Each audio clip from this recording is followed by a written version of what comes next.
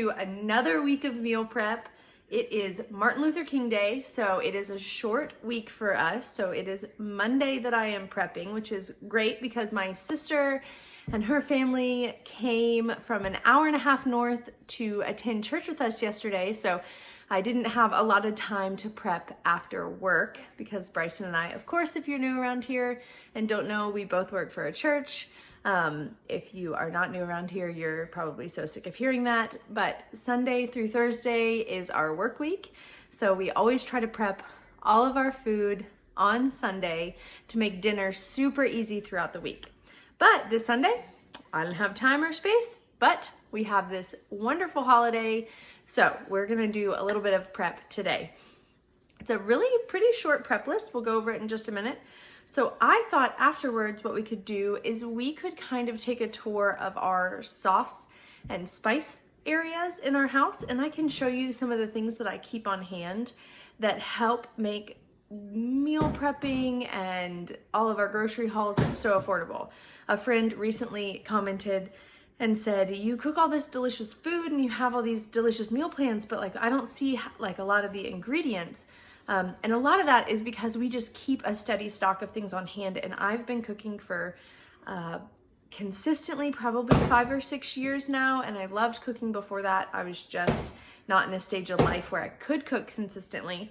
So this is a stock of stuff that I've really worked up over the past like 5 or 6 years. Of course, the things aren't 5 or 6 years old.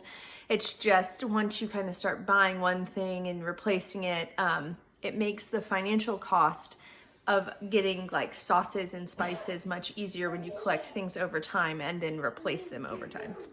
So let's jump into our weekly meal prep, and then from there I need to go to Publix and pick up a couple of things. I'm going to Publix because it's close to our house. Not the most affordable, but it's close to our house. So I need to go to Publix and pick up a couple of things. I'm also going to have about an hour to myself at a coffee shop, which is great. Bryson got to play disc golf this morning. So now he is making space for me to go have some me time. So let's talk through what we are going to prep today to make the week so much easier for us. So a really quick review of what we're eating this week. So today is Monday, so tonight I'm making egg roll bowls with turkey meat and some cabbage and other such things. Tomorrow I'm gonna make orange chicken, so we're gonna prep some stuff for that. Wednesday we're gonna forage, eat tacos. I have some chicken nuggets in my freezer, whatever we can come up with. That's what we're gonna do on Wednesday.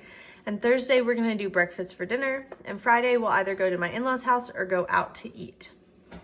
So let's talk really fast about what we need to make this week.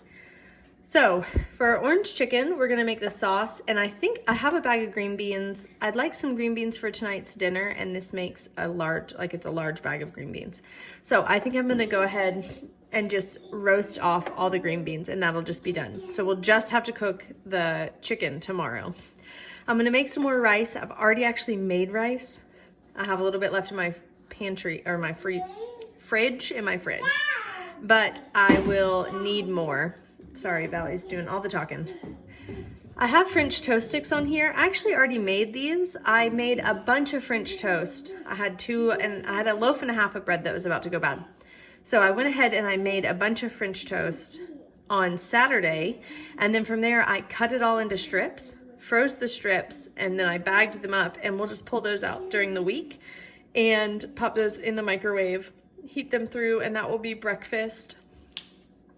I'm also gonna make a sourdough starter today. So I have a friend, and she is amazing. She is a working mom and manages to make fresh sourdough bread and keep her starter alive. So I have been inspired. So I'm gonna start a wild sourdough starter, which is where you use yeast and bacteria from the air to kind of build that starter. So it's really easy today. We're gonna take 125 grams of flour, 125 grams of water. We're gonna mix it together. We're gonna put it in a jar, put it on the counter, cover it with a towel, and let it just sit for 2 to 3 days. Once that's done and the 2 or 3 days have passed, then we will start feeding it for 5 days. So we can talk more about what that looks like when that time comes. But for now, we're gonna start our sourdough. starter and see if we can keep it alive. We're gonna make egg roll bowls.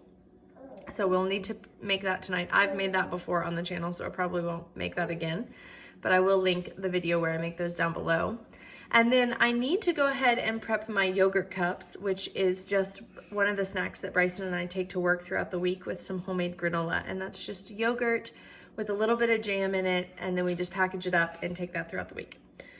But I made half a gallon of homemade yogurt on Wednesday, and that was definitely not enough.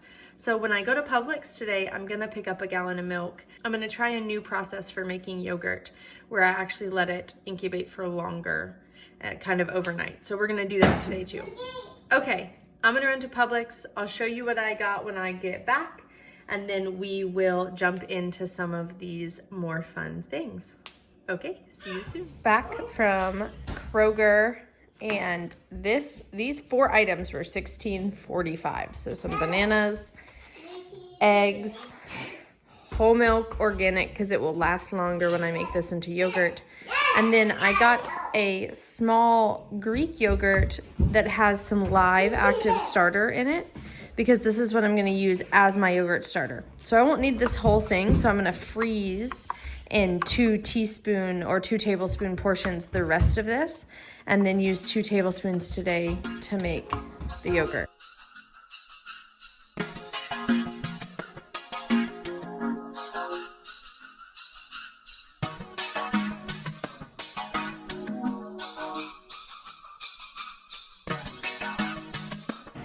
These beans are just waiting for the oven to heat up.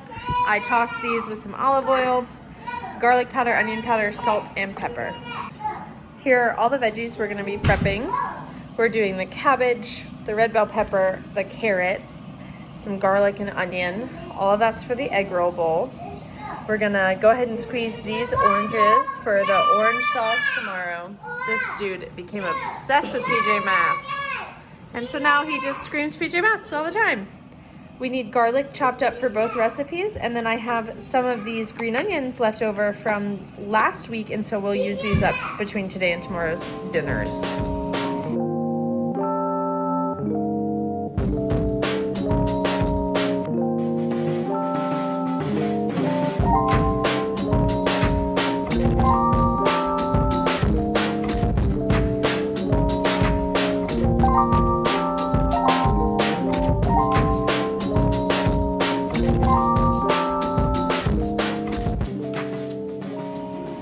Veggie prep for tonight is done. Green beans are finishing up, so we are gonna start on our orange sauce for tomorrow.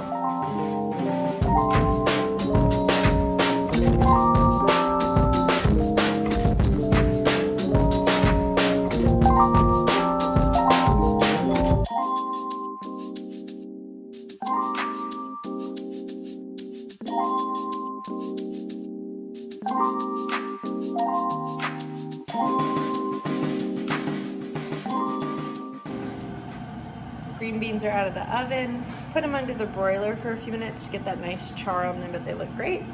So now I'm gonna start on dinner, and then we'll make yogurt. So I went ahead and sterilized my Instant Pot by adding 3 cups of water into my Instant Pot and steaming it for 5 minutes, for just 5 minutes on the steam function, just because we're gonna be incubating bacteria in here, and so you wanna keep it as clean as possible. So I'm gonna let this cool while we eat dinner, then we will start the process. There's a full gallon of milk in here now. I am going to go ahead and set it on the yogurt setting and hit it twice until it says boil. I'm gonna put the lid on. It's gonna take about an hour. Maybe if I can do it one-handed. It's gonna take about an hour to come up to temperature, and then I'm gonna have to check it and make sure it's around 182, 83. So the higher in the 80s you are, the more likely it is you'll have a thick yogurt. So we're gonna let that come to temperature while we are eating. Also to note, I changed the ring out on this. So there's a blue silicone ring on here instead of the plain white one that I usually use. The white one will taste like savory food. So I only use the blue one for yogurt. The boil function just ended. I'm gonna remove the lid, whisk it, take its temperature, and if it's not up to 182 degrees, I'm going to hit the saute button and allow it to come to 182 degrees while I'm whisking it. So we're fluctuating between 182 and 183 point whatever. I've turned my saute function to low just to maintain the temperature of this. I'm gonna hold it at this range for a few minutes because it's gonna make the yogurt thicker. And by a few minutes, I mean 5 minutes, not 2 minutes. So I have now submerged it in a sink of cold water. It's not all the way up, but I'm gonna come back and whisk it pretty consistently to drop that temperature. You don't have to do this. You could absolutely just put this on your counter and let it come down to temperature over about an hour to an hour and a half. But I want this to be done by 5:30 a.m. tomorrow, so I need to put it on by 8 tonight. I've got some of our yogurt starter over here. It's about 2 tablespoons. When this comes down to temperature, we want it between 95 and 110. Then we're gonna add some of this hot liquid into this starter slowly and loosen it up, but also kind of climatize it to the hot liquid because it will just directly, it'll kill our starter if we don't temper it in. So we're at a good range. I'm gonna start tempering in our starter. So how I'm gonna do that is I'm just gonna take my yogurt in some spoonfuls and just a little bit at a time, I'm gonna mix it in. I'm going to start with that, and I'm going to do that a couple of times until it's a little bit more liquidy, but also until the temperature of this yogurt goes from being really cold to a little bit warmer. All right, and so once we've tempered that in, I'm going to pour it back in here, give it a good mix, take it over to the Instapot, hit yogurt again, and I'm going to add it all the way to 10.5 hours, I think. Great, and so this is gonna incubate for 10.5 hours overnight while we sleep. And then I'll show you what we do with it in the morning. Good morning, it is 5:30. This is not quite at 10.5 hours yet, but that's totally fine. I'm gonna go ahead and stop it, pull the insert out, put a plate over the insert and put it in the fridge to rest while we are at work because it needs to rest and chill for like 6 to 8 hours before we can start straining it. Quick peek at what it looks like. I don't know if you can tell, but it's a lot thicker and it has a yogurt smell to it. So just got home from work and this sucker is solid, which is good, but we need to strain it because what makes Greek yogurt is that you strain it. Process is not different, but the straining is what makes it that thick consistency. So exciting because this is already the thickest batch I've made. So I'm gonna put it in this strainer. It's like a 2-part strainer I got off of Amazon. And we're gonna strain it for at least a couple hours, if not overnight. And then that all the way will drip down in here and it'll create a thicker yogurt up top. I'm gonna need Bryson's help though, because this thing is heavy. All right. It's already starting to drain. You probably can't see it. Yeah, you can see it dripping. That's what's up. So it's dripping. We're going to let it strain itself for a couple of hours, like I said, or overnight. And that is it. So the plan was in this video to do a little like pantry tour of our sauce and spice cabinets. But this video is already getting long. So we're not going to do that in this video, but I will follow up with another video right after this one that shows you all of that stuff, and it'll be much shorter, but just to keep them separate. So for now, thank you for hanging out with us, and we'll see you soon. Okay, bye-bye.